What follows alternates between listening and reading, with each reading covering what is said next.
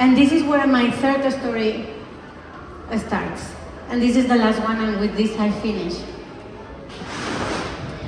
This is what emotional longevity looks like. And doesn't have to be complicated. It's very simple, it's very structural, and it can be scalable, as I tell to many of the clinics that I work. The reason I create this method, which is 8 weeks, is because when I was 12, my sister died in a car accident. And I started to develop anxiety. And I went to the pediatric when my mom took me, and they told her, she has anxiety. Go home. And I go home, of course, but I couldn't breathe. And sometimes I have this blurry vision. And I have to handle it myself, because by that time, nobody knows how to do it. So I thought, I wanted to be a pilot when I was younger, but because that happened, I thought, no, I'm going to be a psychologist, because I'm going to make sure no one's live what I have to live alone. And then after many years, I developed these programs because I realized that people thought emotional work is something like long, difficult, and side effect, you don't have to really do it. And this is how I work, either individual sessions, in group sessions, but I also combine it with videos and with daily integration, something super simple that you can use in your daily life. And that's related to my mission. That's why it's so important to me. And this is one of the works I do. And I integrate the mind, what your mind is telling you, your spiritual work, your visualization, something that we did here but really quickly, and your body. Because it's important for me and for all of us to not just have an objective, but also have a purpose. And this is what I try to show you today. That's why I told you, imagine your future life, right? How you want to become. Because it's really easy to say, I want to lose weight. It's not working. It's really easy to say, I want to lose weight. But you all know that this maybe you stay for a week or two, and that's sometimes difficult to continue. That's why we need to change that identity and say, maybe I want to be a healthy person. We all have to find our purpose. I share with you mine, so I'm not a psychologist. My mission is to help people with this, because it's really important for me because of my story.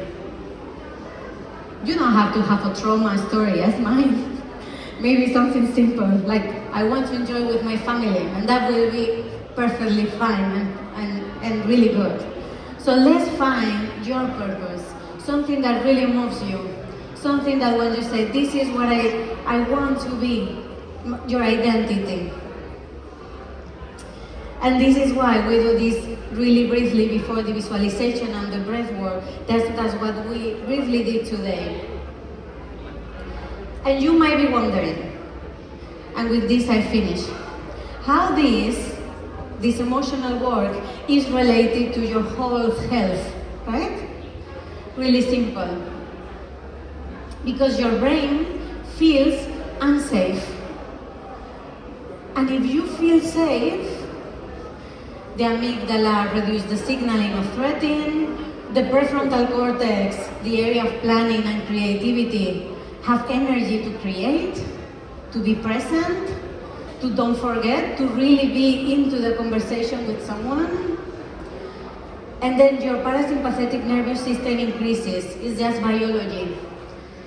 And that means that you can create more things, you can sleep at night, and also all of the things around you, all of your health, it improves. It's very simple. And now also you might be wondering, and then why if I know I have to calm down? because we all know. Why, if something stressful happen around me, why I get stressed? Also because of the biology. Because your body is made to respond to a threat. If you are in the savannah and this lion appears, you have to be aware that something might happen.